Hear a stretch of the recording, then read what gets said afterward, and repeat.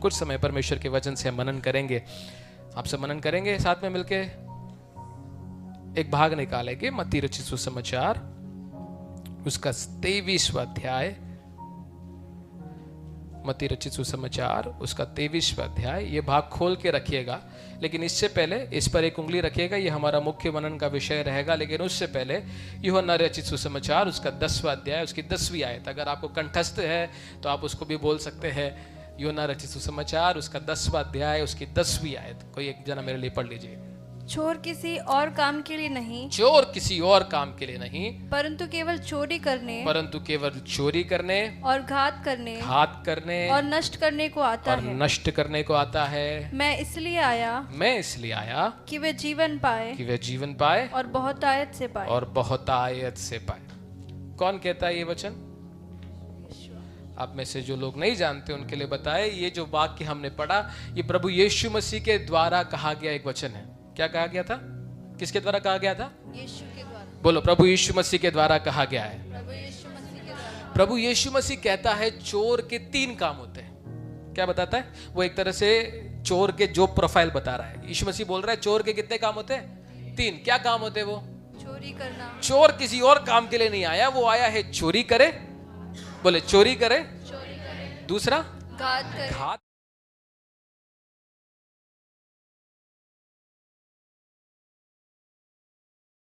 शैतान है, शत्रु है। चलो अभी के लिए हम शैतान बोल देते हैं, वो हमारा मुख्य मनन का विषय नहीं है, इसलिए उसमें ज्यादा मनन नहीं करेंगे। लेकिन प्रभु यीशु मसीह कहता है शैतान की योजना, शैतान की इच्छा, शैतान की मनसा हम सबको लेकर क्या है? वो हमारा भला करना चाहता है, वो आपकी उन्नति करना चाहता है, आपका घर बसाना चाहता है, आपके घर में शांति लेकर आना चाहता है, आपको नौकरियां दिलाना चाहता है, आपको स्वस्थ रखना चाहता है, आपको अनंत जीवन देना चाहता है। यीशु मसीह खुल्लम खुल्ला बेपर्दा करता है उसकी युक्तियों को, और उसकी युक्ति है सीधी साफ। भले ही दिखती होगी ऐसी कि यार मैं तेरा भला चाह रहा हूं, लेकिन उसके मन में उसकी युक्ति क्या है? अल्टीमेटली उसका मोटिव, उसका लक्ष्य क्या है? वो किस लिए आया है? चोरी करने के लिए, घात करने के लिए और नष्ट करने के लिए। लेकिन यीशु मसीह बोलता है मेरा मोटिव, मतलब यीशु मसीह का मोटिव क्या है इस धरती पर आने का? बहुतायत का जीवन। बोलो, यीशु मसीह किस लिए आया? बहुतायत का जीवन देने के लिए। और केवल कोई मामूली सस्ता गुजारा वाला, कैसे ना कैसे करके काट ले वैसा वाला जीवन नहीं। कैसा जीवन? बहुतायत। बोलिए, बहुतायत का जीवन। बहुतायत का जीवन मतलब, बहुतायत का जीवन मतलब क्या होता है? एक तो होता है जीवन और एक होता है जीवन। और बहुतायत के जीवन के बीच में कभी आपने अंतर सोचा है? आपने कभी अस्पताल में आप लोग गए हो, आईसीयू के वार्ड में आप गए हो, कई लोग उधर वेंटिलेटर में पड़े होते हैं, उनके अंदर जीवन है? नहीं है क्या? अरे जीवन नहीं होता तो आईसीयू में क्यों पड़े होते? मोर्चरी में पड़े होते ना। उनके अंदर क्या है? जीवन है कि नहीं है? जीवन तो है, लेकिन कैसा जीवन है? गुजारा कर रहे साहब, ठूस के वेंटिलेटर में ठूस के, ने नाक में घुसा के, ने पाइप पे घुसा के। कैसे हमारा रिक्की भाई अस्पताल में काम करता है, उसने देखा होगा, आपने भी देखा होगा। वो भी एक क्या है? एक तरह का जीवन है, वो भी जीवन है। लेकिन क्या यीशु मसीह ऐसा एक जीवन देने आया? एक होता है वो तरह का जीवन, लेकिन दूसरा जीवन जिसके बारे में यीशु मसीह बोल रहा है, मैं आया हूं कि तुम जीवन पाओ। और केवल आईसीयू में पड़ा हुआ जीवन नहीं, कैसे ना कैसे करके खटिया में तुम पूरे 100 साल बिता दो वैसा वाला जीवन नहीं, सस्ता मामूली चलता है काम चलाने वाला जीवन नहीं। लेकिन कैसा जीवन? कैसा जीवन? कि तुम जीवन पाओ और बहुतायत से पाओ। बोलो, बहुतायत का जीवन।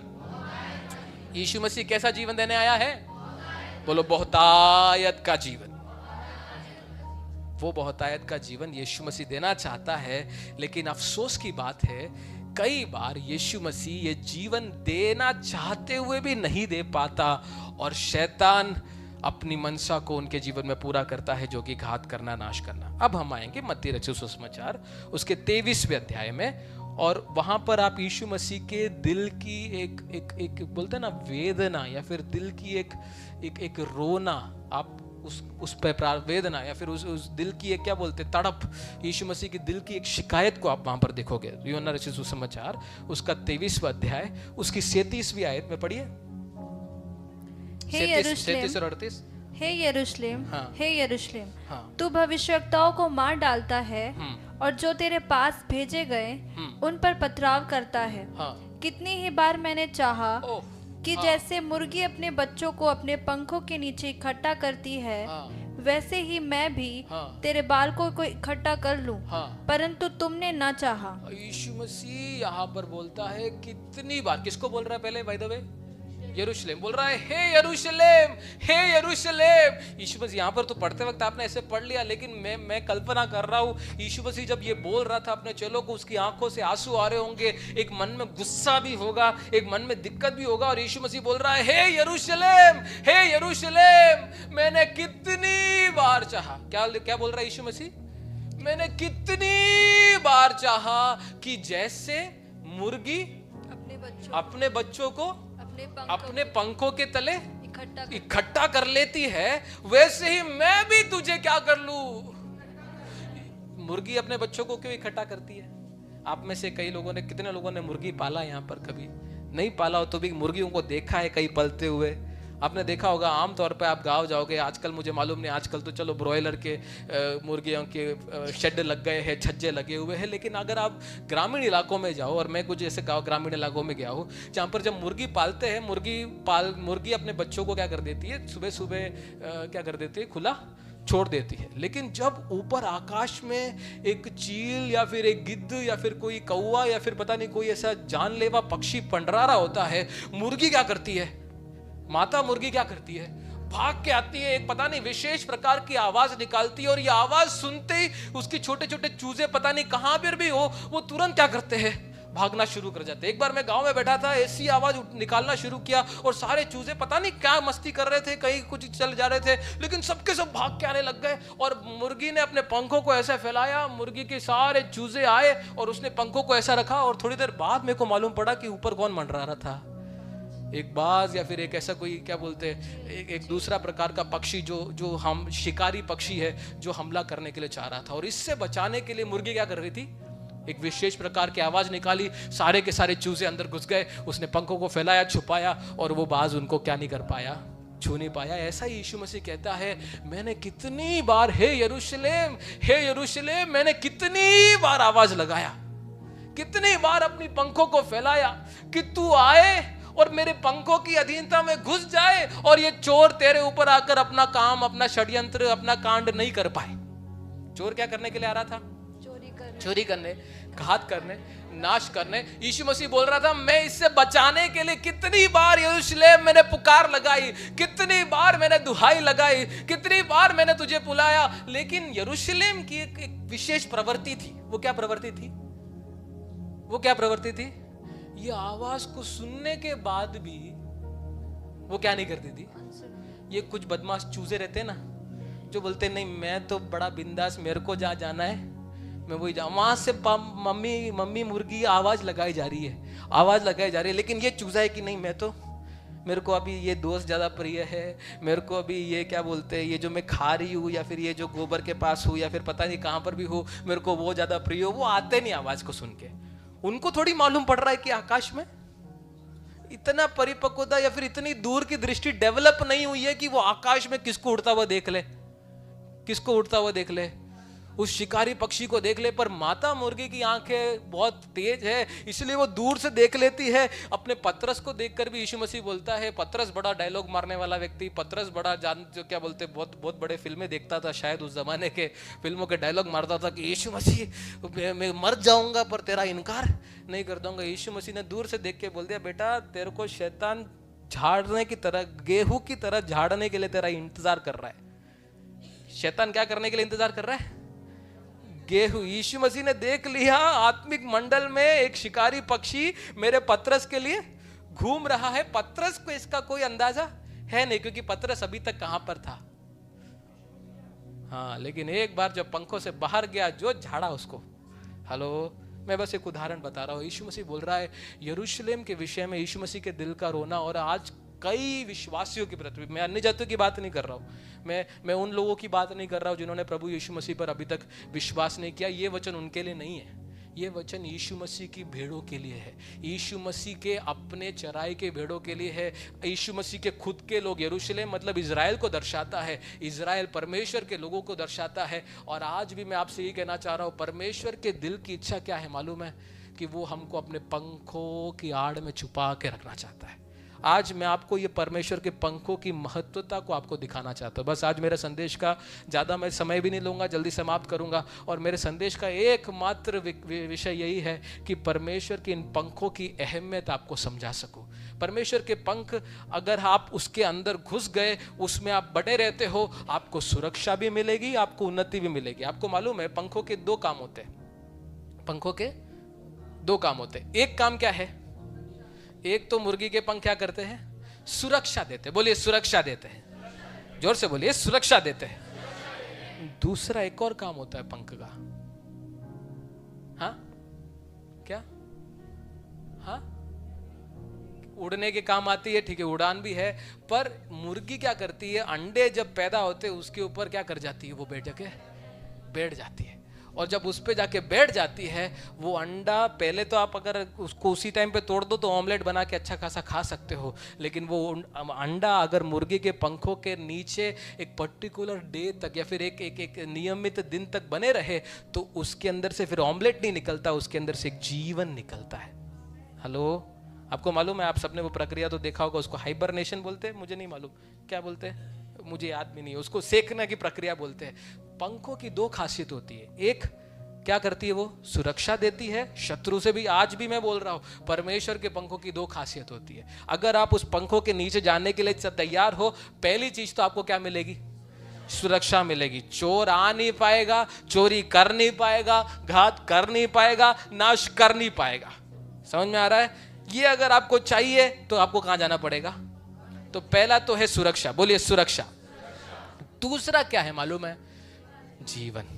आपके अंदर से जीवन को उभारना शुरू करता है। आप अभी अंडे के अंदर पड़े हुए ऑमलेट के समान होंगे, लेकिन अगर आप उस पंखों की अधीनता में जाने के लिए तैयार हो, उस पंखों के नीचे बैठे रहने के लिए तैयार हो, थोड़े समय तक, नियमित समय तक, वचन में क्या लिखा हुआ है? परमेश्वर के सामर्थी हाथ के तले दीन हो जा और एक सही समय तक वहां पड़ा रहे। सही समय आने पर मैं तुझे क्या बनाऊंगा?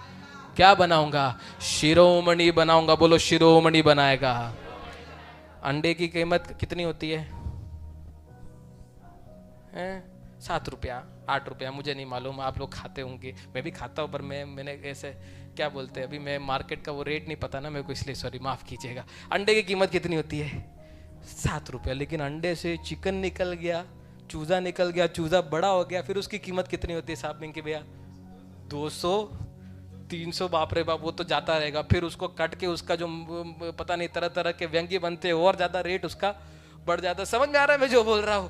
आप जितने दिन परमेश्वर के पंखों के तले बैठे रहेंगे, आपका क्वालिटी, आपका वैल्यू उतना ही क्या करना शुरू करेगा?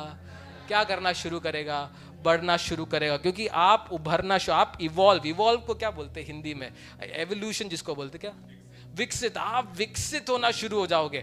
आप जिस तरह से पंखों के नीचे गए थे, जिस अवस्था में पंखों के अंदर गए थे, बाहर आओगे तो आप उस अवस्था में नहीं पाए जाओगे, आप कुछ और ही रूप में प्रकट होने वाले हो। मैं आपको भी यही बोलना चाहता हूं, अगर आप परमेश्वर के पंखों को आज अपनाने के लिए तैयार हो, वो केवल आपको सुरक्षा ही नहीं देता है, वो आपको उन्नति भी देता है, वो आपको प्रगति भी देता है, वो आपको विकसित करता है। आमेन, हालेलुया। अब आते हैं सही सवाल के, मतलब सवाल के थोड़े और पेचीदे भाग में। ये पंख है क्या साहब? क्या है ये पंख? वचन नहीं। एक और बार इस भाग को पढ़िए, मैं आपको मैं बताऊंगा, जवाब तो बताऊंगा, पर जवाब इसी में छुपा हुआ है। परमेश्वर के पंख है क्या? परमेश्वर के पंख है क्या? आंटी जी, फ्रांसिस्का आंटी जी ने बोला कि परमेश्वर का वचन है। नहीं है, मैं बोलता हूं। इस आयत को अगर आप शुरुआत से पढ़ो, वचन में लिखा है, हे यरूशलेम, हे यरूशलेम, तू जो भविष्यवक्ताओं को मार डालता है और तेरे पास भेजे गए, जो तेरे पास भेजे गए उन पर पथराव करता है। पर क्या करता है तू? पथराव करता है, उसके बाद यीशु मसीह कहता है कितनी बार मैंने तेरे को क्या करना चाहा। मतलब परमेश्वर ने इजरायलियों को कैसे इकट्ठा करना चाहा। आपको क्या लगता है, परमेश्वर के वास्तव में पंख है? परमेश्वर के यहाँ से पंख निकल रहे होंगे। इजरायलियों को वो वास्तव में शारीरिक रूप से आकर ऐसे ऐसे घेरना चाह रहा था। हेलो, उसने कैसे इजरायलियों को अपने पंखों में लाना चाहा? बार बार बार बार बार बार। ये अब्राहम के दिनों के बाद से लेकर बार बार परमेश्वर उनके बीच में क्या भेजता रहा? भविष्यवक्ताओं को, अपने अभिषिक्तों को, अपने नबूवत करने वाले दासों को, अपने प्रेरितों को परमेश्वर भेजता रहा। पर इजरायलियों की क्वालिटी क्या थी? इजरायलियों के अंदर एक विशेष प्रवृत्ति अंदर बसती थी। वो क्या थी? वो क्या करते थे? वो भविष्यवक्ताओं को क्या कर देते थे? मार देते थे। वो क्या करते थे? वो उन पर क्या करते थे? ये सब करने के बाद भी पता है परमेश्वर ने अपने पंखों को पीछे खींचा नहीं। प्रभु यीशु मसीह के रूप में मनुष्य का रूप लेकर प्रभु यीशु मसीह स्वयं आ गया, वो पंख बनकर कि अब तो कम से कम आ जाओ यार, अब तो इस पंखों के तले आ जाओ। पर आपको मालूम है इजरायलियों ने क्या किया? इजरायलियों ने क्या किया? उस यीशु को भी उन्होंने क्या कर दिया? हेलो, हम आप में से कितने लोग परमेश्वर के पंखों के अधीन आना चाहते हैं? कितने लोग परमेश्वर के पंखों के अधीन आना चाहते हैं? आप सब हाथ उठाओगे। लेकिन मैं आपको बोलता हूँ परमेश्वर आपको अपने पंखों के नीचे लेने के लिए खुद स्वर्ग से उतरकर आपके पास बड़े बड़े पंखों को लेकर नहीं आने वाला, आपको ऐसे सुनहरे पंख दिखाई नहीं देने वाले। वो अपने अभिषिक्तों को आपके पास भेजने वाला है, वो अपने भविष्यवक्ताओं को आपके पास भेजने वाला है, वो अपने दासों को आपके पास भेजता है। और आपके ऊपर है, अगर आप उनकी अधीनता को स्वीकार करते हो, अगर आप उनकी अधीनता को स्वीकार करके बोलते हो आप मुझ पर अपना कार्य करिए, तो परमेश्वर के पंखों को आपने ग्रहण कर लिया है। आपको सुरक्षा भी मिलेगी और आपको क्या भी मिलेगा। मैं ना यहाँ पर किसी की आप ऐसा मत सोचो पापा ने मुझे यहाँ पर क्या बोलते हैं ये चाबी दे के या फिर ये वचन दे के बोला रिंसन तू जाके बोल। नहीं, मेरे को पापा ने कुछ नहीं बोला है।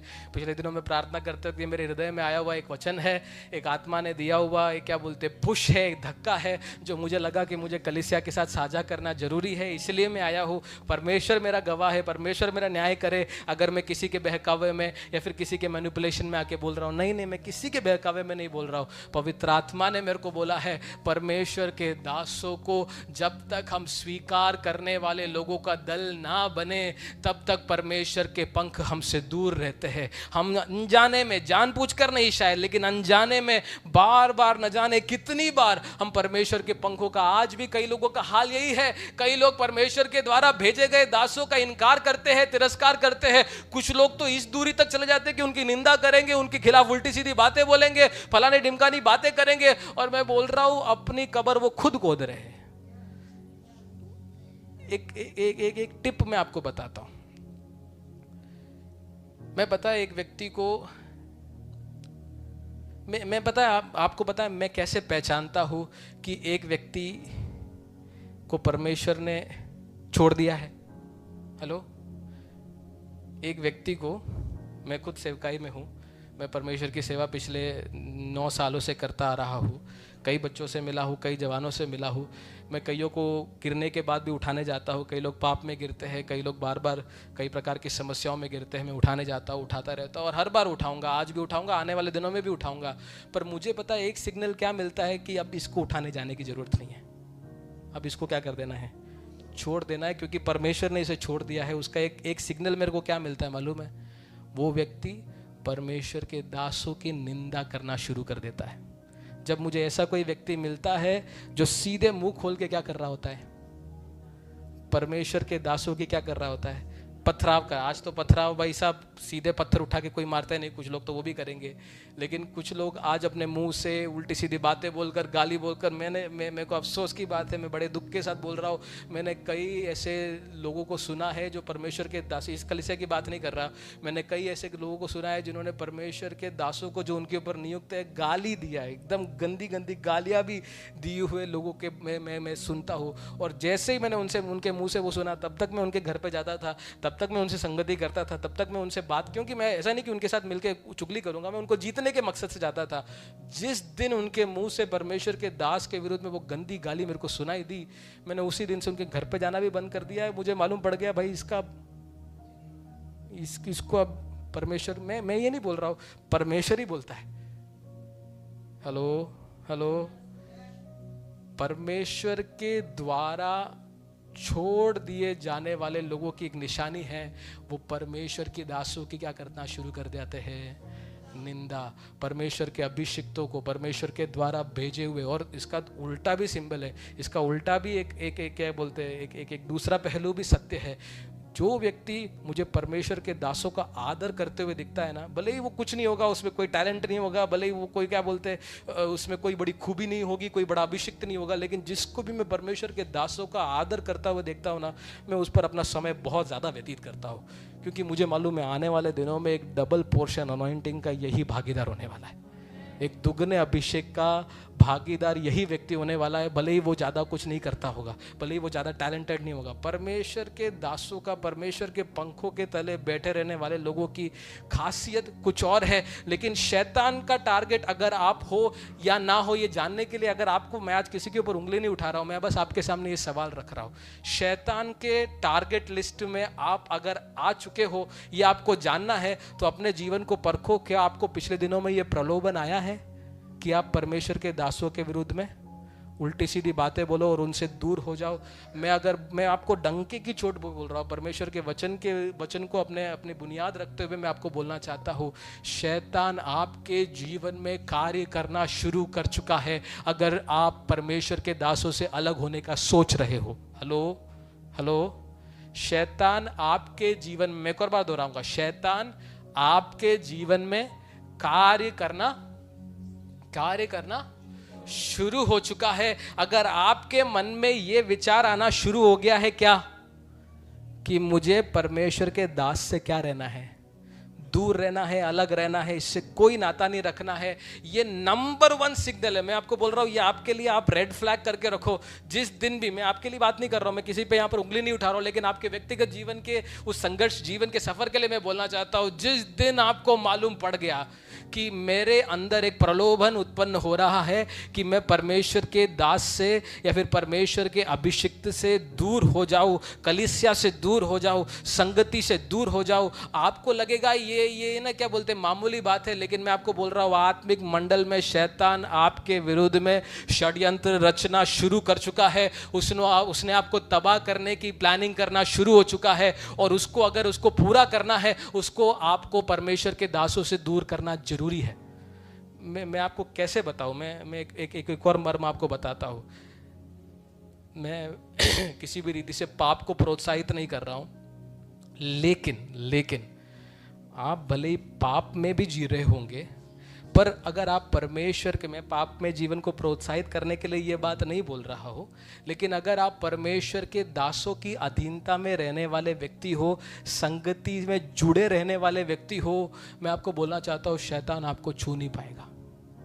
हेलो, भले ही आपके जीवन में क्या होगा, एक पाप होगा जो कि गलत है, जिससे मन फिराना जरूरी है, जिनसे आप उनको बाहर आना जरूरी है। मैं उसको प्रोत्साहित करने के लिए ये बात नहीं बोल रहा हूँ, लेकिन मैं आपको कहना चाहता हूँ, आप अगर पाप में जीवन में बिता रहे हो, पर आप अगर ऐसे व्यक्ति हो जो परमेश्वर के दासों की संगति को छोड़ने से इनकार करता है, कलीसिया को छोड़ने से इनकार करता है, मैं बोल रहा हूँ आप फिर भी शैतान से बचे रहोगे। ये मैं नहीं बोल रहा, पौलुस बोल रहा है। 1 कुरिन्थियों उसका 5वां अध्याय, उसकी 5वीं आयत निकालिए। 1 कुरिन्थियों उसका 5वां अध्याय, उसकी 5वीं आयत। शरीर के विनाश के लिए शैतान को सौंपा जाए। पहली आयत से पढ़ लीजिए एक बार। यहाँ तक सुनने में आता है कि तुम में व्यभिचार होता है, वरन ऐसा व्यभिचार जो अन्य जातियों में भी नहीं होता, कि एक मनुष्य अपने पिता की पत्नी को रखता है, और तुम शोक तो नहीं करते, जिससे ऐसा काम करने वाला तुम्हारे बीच में से निकाला जाता, परंतु घमंड करते हो। मैं तो शरीर के भाव से दूर था, परंतु आत्मा के भाव से मैं तुम्हारे साथ होकर मानो उपस्थिति की दशा में ऐसे काम करने वाले के विषय में यह आज्ञा दे चुका हूँ कि जब तुम और मेरी आत्मा हमारे प्रभु यीशु मसीह की सामर्थ्य के साथ इकट्ठे हो, तो ऐसा मनुष्य हमारे प्रभु यीशु मसीह के नाम से शरीर के विनाश के लिए शैतान को सौंपा जाए, ताकि उसकी आत्मा प्रभु यीशु के दिन में उद्धार पाए। एक व्यक्ति के बारे में यहाँ पर पौलुस कहता है जो बहुत ही घृणित पाप कर रहा है। क्या कर रहा है? कौन सा घृणित पाप है? ये व्यक्ति अपनी सौतेली माँ के साथ क्या कर रहा है? एक शारीरिक संबंध में है। यहाँ की बात नहीं कर रहा हूं, पर कलीसिया, कुरिन्थियों के कलीसिया के एक विश्वासी की बात कर रहा हूं। पौलुस उसके विषय में बोलता है, ये तो व्यभिचार ऐसा है जो बाकिर के बाहर अन्य जाति में भी नहीं पाया जाता है। ये व्यक्ति क्या करता है, अपने पिता की पत्नी, उसकी खुद की मां नहीं है लेकिन उसके सौतीली मां हो सकती है, उसके साथ शारीरिक संबंध रच रहा है और कलीसिया को डांटता है पौलुस, क्या बोल के, तुम ऐसे व्यक्ति को अपने बीच में रहने क्यों दे रहे हो? उसको क्या करो? मैं भले ही यहां पर नहीं हूं, पौलुस बोलता है, मैं भले ही कलीसिया में नहीं हूं, लेकिन मैं आज्ञा दे चुका हूं, उसको पकड़ के क्या करो? तुम क्या करो? निकाल दो। क्यों निकालेंगे? ताकि वो शैतान के द्वारा शरीर का उसका क्या हो, विनाश हो, वो शैतान के द्वारा जलाया जाए। मैं आपको बोल रहा हूं, संगति से निकालना, अधीनता से निकालना, शैतान के हाथ में सौंपना है। हेलो, पौलुस इसलिए बोल रहा था क्योंकि जब तक ये संगति में रहेगा, शैतान उसे क्या नहीं कर पाएगा, जला नहीं पाएगा। हेलो, मैं जो बोल रहा समझ रहा? ये कलीसिया के अंदर पड़ा हुआ है, पाप कर रहा है और पौलुस को गुस्सा आ रहा है। पौलुस बोल रहा है, इसको कलीसिया के अंदर क्यों रखा हुआ है, निकालो बाहर इसको। क्यों निकालना है? ताकि शैतान क्या करे उसका, मतलब शैतान अभी तक क्या नहीं कर पा रहा है, छू नहीं पा रहा है, विनाश कर नहीं पा रहा है। क्यों नहीं कर पा रहा है? क्योंकि वो कहां पर है। मैं आपको ये ना आपके पाप को बचाने की तकनीक नहीं बता रहा हूं, मैं टिप्स नहीं बता रहा हूं, पर मैं आपको एक आत्मिक मर्म सिखाना चाहता हूं। जब तक वो व्यक्ति संगति में था, परमेश्वर के दासों के साथ था, तब तक शैतान उसको क्या नहीं कर सकता है, जला नहीं सकता है। अगर उसको शैतान को जलाना है, पौलुस बोलता है सौंप दो उसको। किसके हाथ में? कैसे? वो कैसे करोगे? संगति से। हेलो, संगति से कैसे? जब तक आप पंखों के अंदर होते हो, शैतान आपको जला नहीं सकता, शैतान आपको पकड़ नहीं सकता।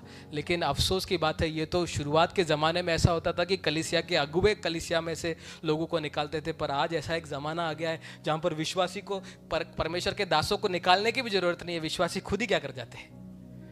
कुछ भी बात हुई, पास्टर साहब ने डांट लिया, उसने मेरे साथ ऐसा बोल दिया, कलीसिया के वो वाले विश्वासी ने मुझे जय मसीह की नहीं बोला, उस कलीसिया में मेरे को इस सप्ताह केक नहीं मिला, इस कलीसिया में मेरे को बर्थडे पार्टी में नहीं बुलाया, चलो हम कलीसिया से।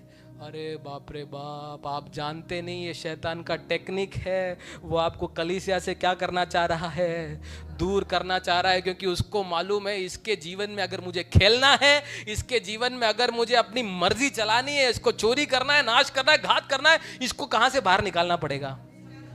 मेरे जवानों, मेरे बच्चों, मैं आपको बोलना चाहता हूँ, शैतान के प्रलोभनों में नहीं पड़ो। शैतान प्रलोभित कर कर कर आपको संगति से दूर करता है, ताकि वो क्या कर सके, आपको क्या कर सके, चोरी कर सके, घात कर सके और वो नाश कर सके। क्योंकि शैतान को, मैं आपको शैतान की खासियत बता रहा हूं, वो आपको तब तक नहीं छू सकता जब तक आप परमेश्वर के दासों की अधीनता में हो, जब तक आप किसी अच्छे आत्मिक संगति में आप उसमें जुड़े हुए हो, आपको वो शैतान क्या नहीं कर सकता है, छू नहीं सकता। इसलिए मैं आपको बोलना चाह रहा हूं, परमेश्वर के दासों से डांट सुनना पड़े, सुन लो। परमेश्वर के दासों के द्वारा अनुशासित होना पड़े, हो जाओ, इसके बजाय कि किससे अनुशासित होना पड़े। जब परमेश्वर के दासों से भी अनुशासित नहीं होते ना, तो जाके पुराने जमाने में हमारे प्रेरित लोग क्या करते थे, छोड़ जाते थे कि दूसरे को बुलाओ। बोलते हैं ना, कुछ लातों के भूत बातों से नहीं मानते, उनके लिए ये तकनीक का इस्तेमाल किया जाता था। सीधी उंगली से घी नहीं निकले तो साहब क्या कर लो, टेढ़ी कर लो, उनके लिए टेढ़ी कर देते थे। शुरुआत के प्रेरित लोग इसको समझाते थे, सिखाते थे। पहला तीमुथियुस उसका पहला अध्याय उसकी 20वीं आयत में पढ़ेंगे। पौलुस के साथ ऐसे कुछ दो लोग थे जिनका नाम लिखा गया है हिमुनियुस और सिकुंदर। अगर आप पढ़ेंगे तो वहां पर लिखा हुआ है, पढ़िए पहला तीमुथियुस पहला अध्याय उसका 20वीं आयत, वहां पर भी ऐसा लिखा हुआ है। उन्हीं में से हुमुनियुस और सिकंदर है, जिन्हें मैंने शैतान को सौंप दिया है कि वे परमेश्वर की निंदा करना ना सीखे। ये लोग कौन से एक्सपर्ट लोग थे, क्या करने के लिए, निंदा करने, परमेश्वर की निंदा करने में एक्सपर्ट लोग थे। कौन? हुमुनियुस और सिकंदर। पौलुस के शिष्यों में से एक लोग है। पौलुस के सेवकाई में उसकी टीम के अंगों में से कुछ 2 लोगों की बात कर रहा है, जिसमें से तीमुथियुस भी था। तीमुथियुस को तो परमेश्वर की दया से ऐसा कुछ की नौबत नहीं आई, लेकिन हुमिनियुस और सिकंदर थे जिसको पौलुस ने कई बार सुधारने की कोशिश करी, कई बार रोकने की कोशिश करी, कई बार अनुशासित किया, कई बार डांटा। जैसे तीमुथियुस को पत्र लिख रहा है, मैं कल्पना कर रहा हूँ पौलुस ने शायद उसको भी खूब पत्रियां तो लिखने की जरूरत नहीं पड़ी होगी क्योंकि कलीसिया नहीं थी, पर उसको भी खूब डांटा होगा। पर ये हुमिनियुस और सिकंदर वो वाली मोटी चमड़ी वाले लोग थे। मोटी चमड़ी मतलब समझ में आ रहा है?